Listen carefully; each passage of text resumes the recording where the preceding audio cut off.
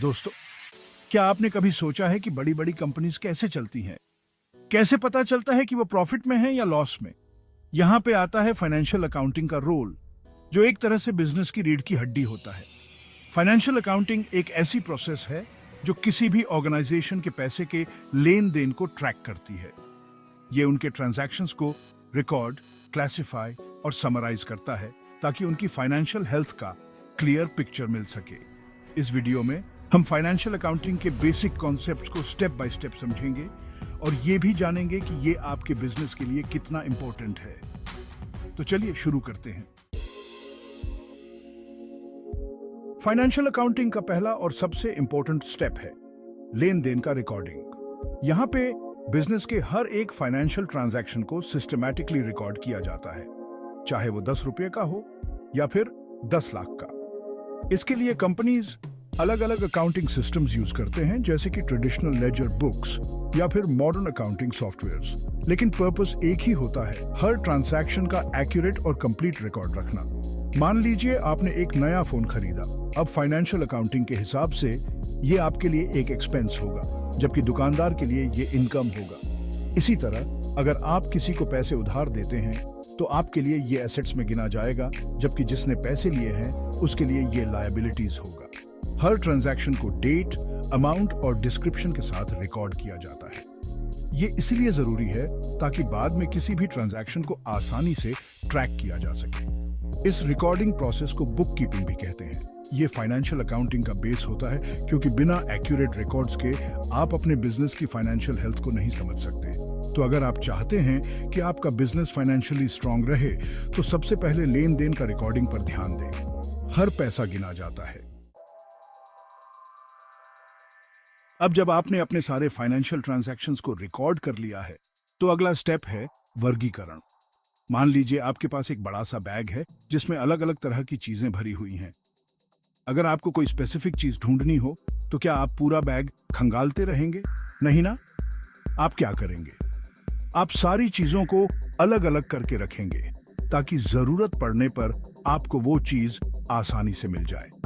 ठीक इसी तरह वर्गीकरण में हम सारे फाइनेंशियल ट्रांजैक्शंस को उनकी नेचर के हिसाब से अलग अलग कैटेगरीज में बांटते हैं। ये कैटेगरीज होती हैं एसेट्स, लायबिलिटीज, इक्विटी, इनकम और एक्सपेंसेस। एसेट्स वो चीजें होती हैं जिनकी वैल्यू होती है और जो आपके बिजनेस के लिए प्रॉफिट जनरेट कर सकती हैं, जैसे कि कैश, बिल्डिंग, व्हीकल्स एक्सेट्रा।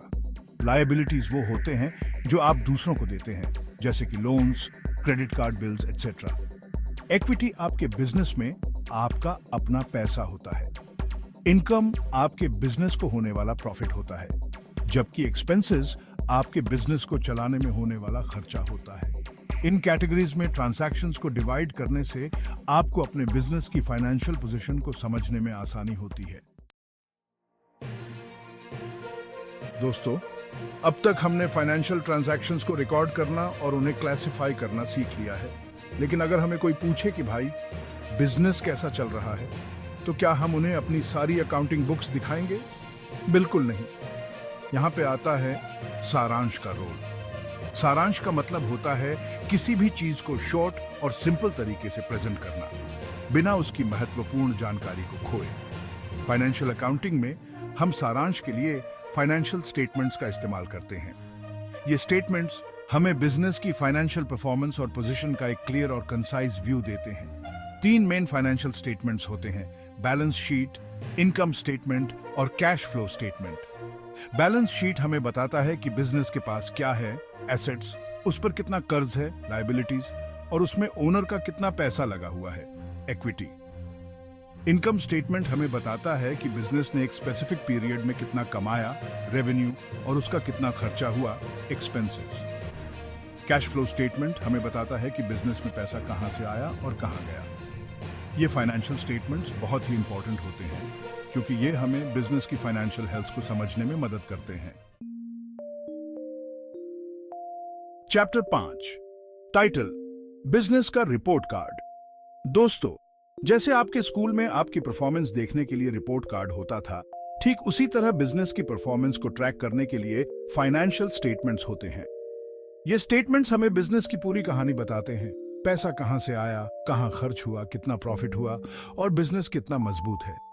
पिछले चैप्टर में हमने 3 मेन फाइनेंशियल स्टेटमेंट्स के बारे में बात की थी, बैलेंस शीट, इनकम स्टेटमेंट और कैश फ्लो स्टेटमेंट। अब हम इनके बारे में थोड़ा और जानेंगे। बैलेंस शीट हमें एक स्पेसिफिक डेट पर बिजनेस की फाइनेंशियल कंडीशन दिखाता है। यह हमें बताता है कि बिजनेस के पास क्या है, एसेट्स, उस पर कितना कर्ज है, लायबिलिटीज और ओनर का कितना पैसा लगा है, इक्विटी। इनकम स्टेटमेंट हमें बताता है कि एक निश्चित समय में बिजनेस ने कितना कमाया, रेवेन्यू, और कितना खर्च किया, एक्सपेंसेस। इससे पता चलता है कि बिजनेस प्रॉफिट में है या लॉस में। कैश फ्लो स्टेटमेंट हमें बताता है कि बिजनेस में पैसा कहां से आया और कहां गया। इससे हमें बिजनेस की लिक्विडिटी के बारे में पता चलता है। ये फाइनेंशियल स्टेटमेंट्स सिर्फ बिजनेस ओनर्स के लिए ही नहीं, बल्कि इन्वेस्टर्स और गवर्नमेंट के लिए भी बहुत इंपॉर्टेंट होते हैं। चैप्टर 6, टाइटल, सब खेलें एक मैदान पर। दोस्तों, क्या होगा अगर क्रिकेट में हर टीम अपने हिसाब से रूल्स बनाकर खेलने लगे? बड़ा कंफ्यूजन हो जाएगा ना। कोई नहीं समझ पाएगा कि कौन जीत रहा है और कौन हार रहा है।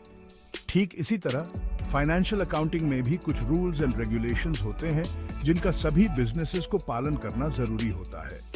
ये रूल्स ये पक्का करते हैं कि सभी बिजनेसेस अपने फाइनेंशियल स्टेटमेंट्स को एक ही तरीके से बनाएं ताकि उनकी तुलना की जा सके। इन रूल्स को अकाउंटिंग स्टैंडर्ड्स कहते हैं। 2 सबसे ज्यादा इस्तेमाल होने वाले अकाउंटिंग स्टैंडर्ड्स हैं, GAAP और IFRS। GAAP ज्यादातर अमेरिका में यूज होता है, जबकि IFRS बाकी दुनिया में ज्यादा पॉपुलर है। ये अकाउंटिंग स्टैंडर्ड्स ये सुनिश्चित करते हैं कि financial statements relevant, reliable, comparable और अंडरस्टैंडेबल हों। इन स्टैंडर्ड्स को फॉलो करने से बिजनेस की क्रेडिबिलिटी बनी रहती है और इन्वेस्टर्स का भरोसा बना रहता है। चैप्टर 7, टाइटल, बिना जड़ के पेड़ नहीं टिकता। दोस्तों, जिस तरह बिना मजबूत जड़ों के कोई भी पेड़ खड़ा नहीं रह सकता, उसी तरह बिना स्ट्रॉन्ग फाइनेंशियल अकाउंटिंग के कोई भी बिजनेस सफल नहीं हो सकता। फाइनेंशियल अकाउंटिंग सिर्फ नंबर्स का खेल नहीं है, बल्कि ये बिजनेस की भाषा है जो हमें बताती है कि बिजनेस असल में कैसा परफॉर्म कर रहा है। ये हमें सही फैसले लेने, ट्रांसपेरेंसी लाने, कानूनी नियमों का पालन करने और संसाधनों का सही इस्तेमाल करने में मदद करता है। फाइनेंशियल अकाउंटिंग हमें बिजनेस की फाइनेंशियल परफॉर्मेंस का क्लियर पिक्चर देता है, जिससे हमें भविष्य के लिए सही डिसीजंस लेने में मदद मिलती है। एक्यूरेट फाइनेंशियल स्टेटमेंट से बिजनेस में ट्रांसपेरेंसी आती है, जो इन्वेस्टर्स और दूसरे स्टेक होल्डर्स को बिजनेस पर भरोसा करने के लिए प्रोत्साहित करती है। हर बिजनेस को गवर्नमेंट को फाइनेंशियल रिपोर्ट सबमिट करने होते हैं। फाइनेंशियल अकाउंटिंग हमें यह सुनिश्चित करने में मदद करता है कि हम सभी टैक्स लॉज और रेगुलेशंस को फॉलो कर रहे हैं।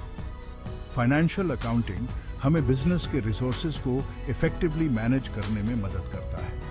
इससे हमें पता चलता है कि हमारा पैसा कहां खर्च हो रहा है और हम कैसे अपने खर्चों को कंट्रोल कर सकते हैं।